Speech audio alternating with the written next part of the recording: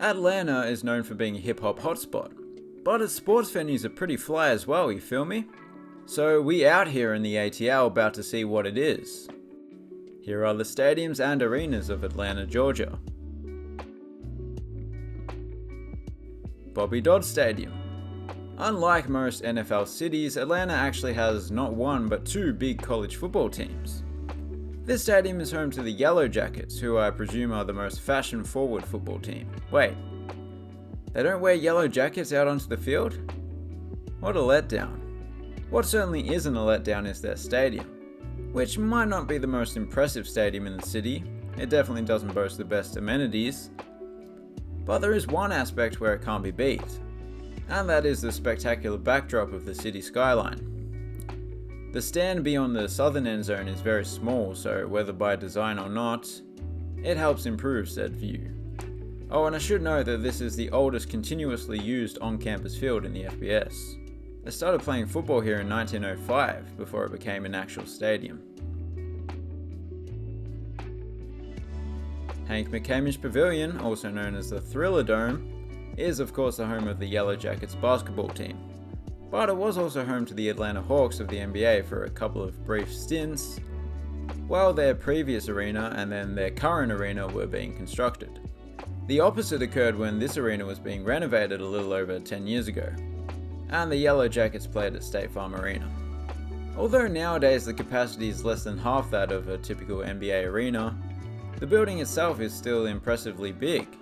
There's a huge domed roof, which is basically the only element of the interior that looks the same as the pre-renovation design. It's looking clean now though. Mercedes-Benz Stadium is one of the most spectacular and unique stadiums in the world. For starters, it has this distinctive metallic exterior which, design-wise, seems to be an extension of the retractable roof which was inspired by a pinwheel. You know, one of these things.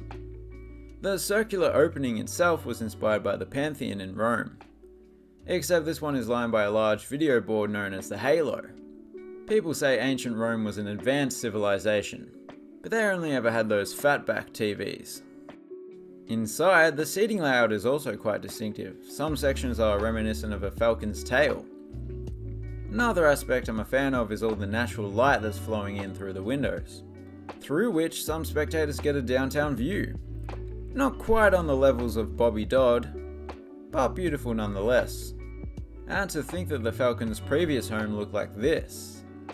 Bit of an upgrade if you ask me. This stadium was built right next door to the now demolished Georgia Dome, by the way. Lakewood Stadium. There's the lake, there's the wood, hence Lakewood, probably. It's also located in the Lakewood Heights neighborhood. This is a very simple stadium, sure, but it does have one claim to fame, albeit a slightly tenuous one. It was the first high school stadium in Georgia with an artificial turf field. Like I said. State Farm Arena. This video is called The Stadiums of Atlanta, and I've already mentioned that this place was home to the Atlanta Hawks, but just in case you still weren't aware of which city we're in, you'll notice that there are some steel columns that spell out the name of the city, whilst also helping support the weight of the roof.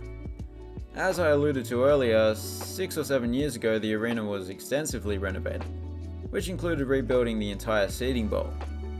That renovation of course upgraded the amenities, but it also halved the number of luxury suites. A lower proportion of luxury suites tends to make for a better atmosphere, so no complaints from me. This arena used to host an NHL team, but as is the way with American sports teams, they took flight to another city. To be specific, it was Winnipeg. That's a bit of a change up. Atlanta Silverbacks Park. This place has the rare distinction of being named after a team that no longer exists. There are still plenty of Silverbacks in the Congo, but the Atlanta Silverbacks have gone extinct. That doesn't mean this place has been left without a tenant, quite the opposite. It's home to several different teams that play different sports, including ultimate frisbee. If need be, the stadium can be expanded in the future to have a capacity of up to 20,000. One thing's for certain, The reason for the expansion will not be to meet the needs of ultimate frisbee. Forbes Arena definitely won't be featured on any Forbes rich lists. It cost just $8 million to build. Having opened in 1996, it's not all that surprising that it played a part in the 1996 Olympics, hosting the majority of the basketball games. It's situated on the campus of Morehouse College, and it now is of course home to their basketball team. The design is very much typical of a small college arena. It's got a wraparound brick facade, and inside there's wooden bench seating throughout, some with backs, some without. The Olympic basketball venues of today certainly don't look like this. Parc Stadium. Now for one of the more interesting stadiums going round. It has a completely unique history, having been built to host the track and field and ceremonies at the Olympics. But it was also designed to be later converted into the new home of the Atlanta Braves, Turner Field. And it did. They called this place home for nearly 20 years. But in 2017 they built a flashy new ballpark out in the suburbs. Shortly after the Braves moved out, Georgia State University purchased the stadium and did their best to convert it into a football stadium on a modest budget. It might not be an ideal design for football, far from it, but at least it's something a bit different. Whilst the history might be unique, it's not the only former MLB stadium that now hosts football. The same thing occurred with the old home of the Texas Rangers. Nearby is Georgia State Convocation Center. Hold on, back up a bit. This is the site of the Atlanta Fulton County Stadium, former home of the Braves and the Falcons. It was demolished in 1997. Back to the arena.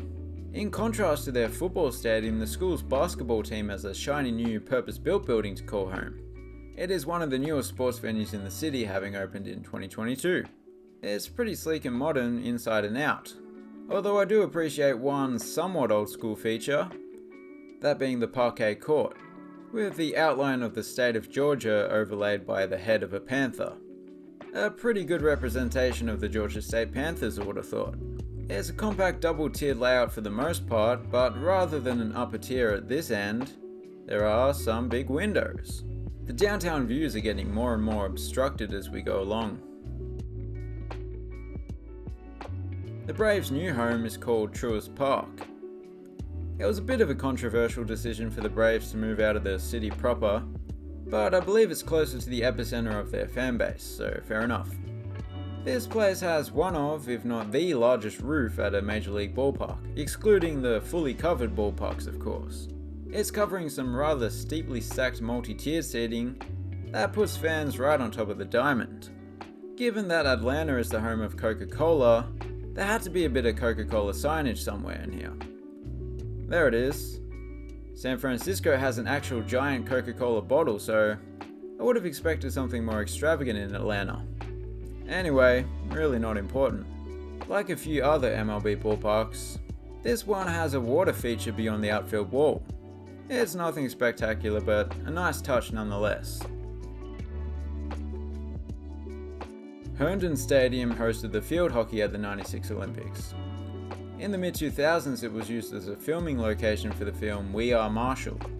If you're thinking that there's something not quite right about this stadium, well, that's because it's been abandoned since 2014.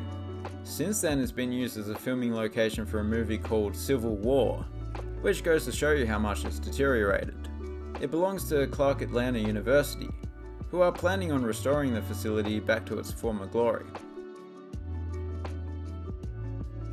Nearby is John H. Lewis Gymnasium, located on the campus of Morris Brown College, which is no longer in operation.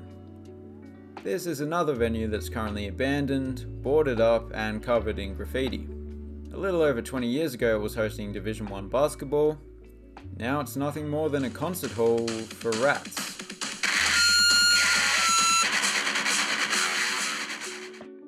James R. Holford Stadium. The sheer quantity and size of US high school stadiums is impressive to someone who comes from a country where nobody gives a damn about high school sports.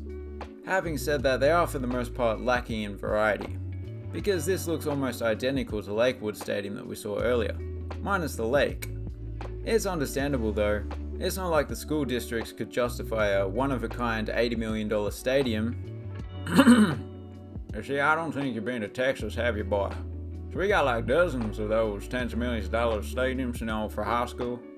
Yeah, we just like football. I forgot about Texas, but you don't Hospital? need to Who cares about hospitals, goddamn? This place has actually been home to 2 professional soccer teams in the past. Soccer? What are you, some kind of Nancy boy? Gas South Arena. Gas South Arena is part of the Gas South District, which is not a government-designated area, more of an entertainment complex which includes a couple of other venues, including the Gas South Theatre. The Gas South District is one of the gassiest districts in the South. You can even see in this shot that there is a gas leak. But not to worry, the gas leaks are what make the Gas South District unique. Anyway, you can certainly have a lot of fun at the Gas South District. Just don't go around lighting matches. Nonsense aside, whilst it might not have the most interesting design, it is a top-notch arena, and it apparently boasts having wider than average seats.